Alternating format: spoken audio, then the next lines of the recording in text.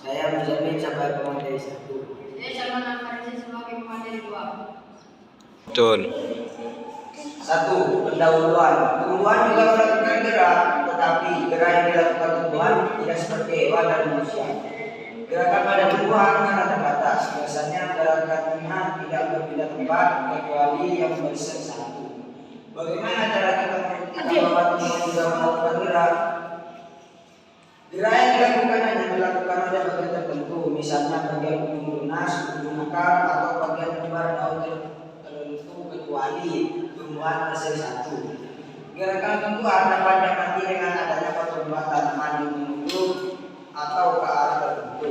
Sebagai contoh, jika kita menancapkan sebatang kayu atau ranting di dekat tanaman mentimun atau tanaman lain yang merambat, maka selang beberapa waktu ranting kayu itu telah dililit oleh tanaman mentimun atau tanaman yang merambatnya.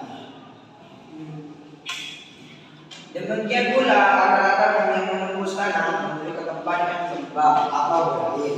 Peristiwa tersebut merupakan contoh bahwa tumbuhan bergerak. Jadi, gerakan tumbuhan terjadi karena adanya proses pertumbuhan dan adanya kepekaan terhadap rangsang atau irritabilitas yang dimiliki oleh tumbuhan tersebut. 1. Gerak pada tumbuhan. Berdasarkan sumber rangsangan, gerak pada tumbuhan dibedakan menjadi 2 macam, yaitu 1. Gerak endonom, 2. Gerak ekionom atau isionom. Gerak endonom adalah gerak tumbuhan yang disebabkan oleh rangsangan atau faktor-faktor yang berasal dari dalam tumbuhan itu sendiri.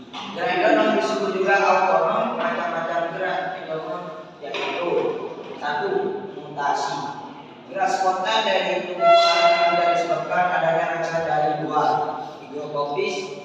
Gerak bagian tubuh yang terjadi karena adanya perubahan kadar air pada tumbuhan secara terus-menerus. Akibatnya kondisi menjadi sangat kering pada kulit buah atau kotak spora sehingga biji-biji atau kotak spora pecah. Misalnya, pecahnya kulit buah kolong-kolongan, monfloro, kembang merah, kacang buncis, kacang sandal. Hal ini disebabkan berkurangnya air pada kulit buah. 2. Gerak ekionom. Gerak ekionom merupakan reaksi gerak tumbuhan yang disebabkan oleh adanya rangsangan dari luar tumbuhan. Gerak ekionom disebut juga dengan gerak isionom. Rangsangan itu dapat berupa 1. Cahaya, 2. sentuhan, 3. suhu, 4. air, 5. gravitasi bumi, 6. zat kimia. Organ tumbuhan yang memberikan respon terhadap rangsangan tersebut adalah akar batang, daun, bunga, buah atau bagian dari organ tubuh tersebut. Berdasarkan arah respon, gerak ekionom dibedakan menjadi 1. Gerak tropisme, 2. gerak asli, 3. gerak aksis. Gerak tropisme. Gerak tropisme adalah gerak bagian tubuh yang arah geraknya dipengaruhi oleh arah datangnya sampingan. Tropisme berasal dari bahasa Indonesia yaitu trope, yang berarti membelok. Bila gerakannya mendekati arah rangsangan disebut tropisme positif, sedangkan jika gerak responnya menjauhi arah datangnya rangsangan disebut tropisme negatif. Gerakan tumbuhan ke arah cahaya, gerakan membuat pusat bumi, gerakan memberi air, gerak memberinya untuk batang atau salur pada jenis tumbuhan tersebut.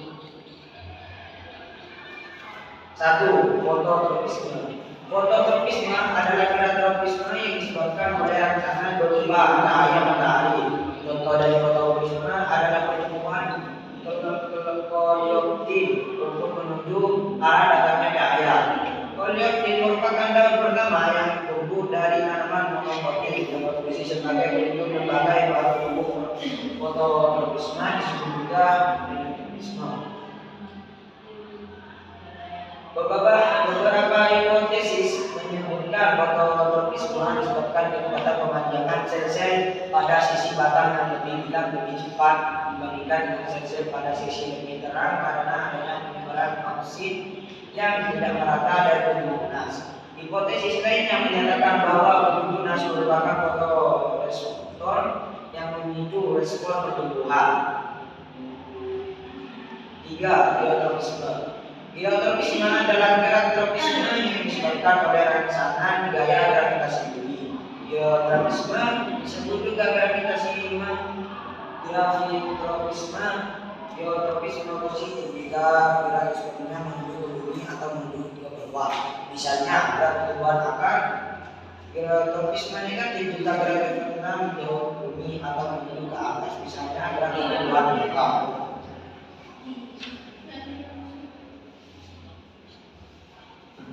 Gerakan yang dikendalikan gaya berat lainnya juga dikaitkan dengan asimetris. Internal dari organ daun dari banyak tanaman berada pada keseimbangan geotropis. 3. Bidang laminar tegak lurus dengan vektor gravitasi dengan sisi adaksial paling atas. Perbedaan sudut akan diikuti oleh kuatnya gagang daun atau bahkan dapat menahan sehingga membawa laminar kembali kepada semuanya. Fenomena ini dikenal sebagai geotropisme.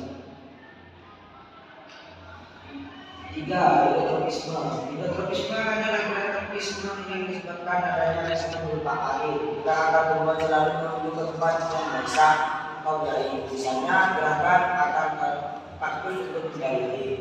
4. Kemotropisme.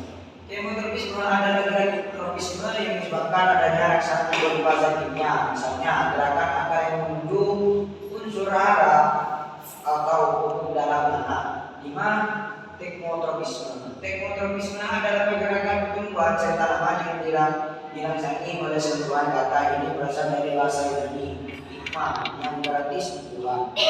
Contoh tekmotropisme adalah pertumbuhan tanaman sulur seperti anggur dan tanaman yang pertumbuhannya merapat dan memiliki sulur yang mengulit bagian permukaannya dan pada fungsinya. Oke, selanjutnya akan dilanjutkan oleh teman saya.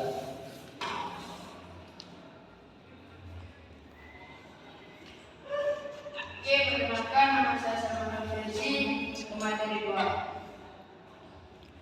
Gerakan yang dikendalikan gaya berat lainnya juga dikaitkan dengan asimetris. Internal dari organ-organ daun dari banyak tanaman berada pada keseimbangan geotropis. 3. Bidang laminar tegak lurus dengan vektor gravitasi dengan sisi adaksial paling atas. Perpindahan sudut akan diikuti oleh laminar kembali ke bidang semulanya. Fenomena ini dikenal sebagai geotropisme.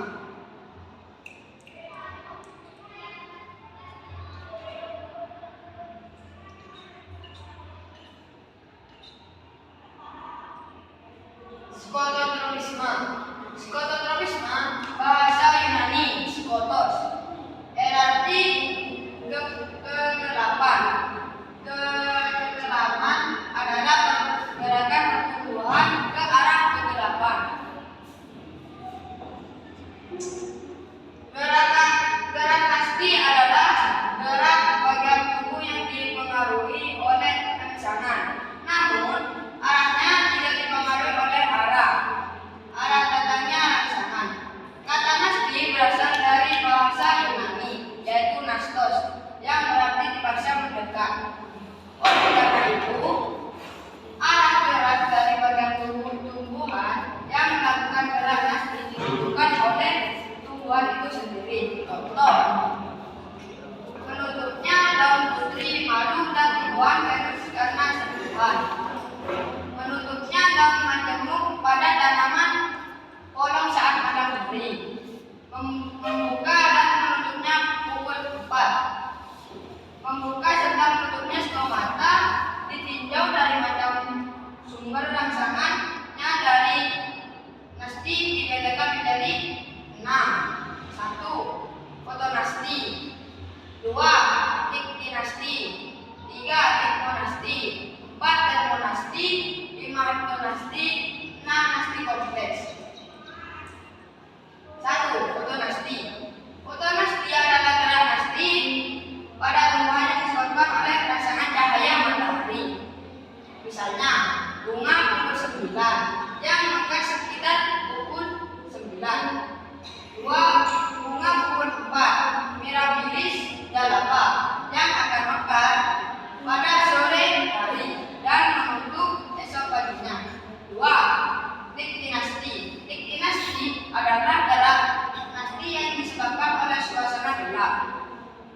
Islamic Dynasty berasal dari bahasa Yunani.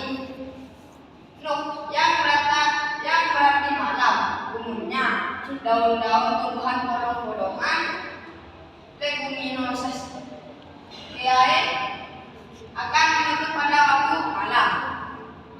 Daun-daun tersebut membuka kembali pada bagian hari. Selain disebabkan oleh suasana gelap, gerak, tidur, daun-daun tersebut akan terjadi akibat perubahan tekanan turgon di dalam persendian daun. Sekian. Oke, untuk sekian presentasi saya akan kembalikan ke moderator. Cur.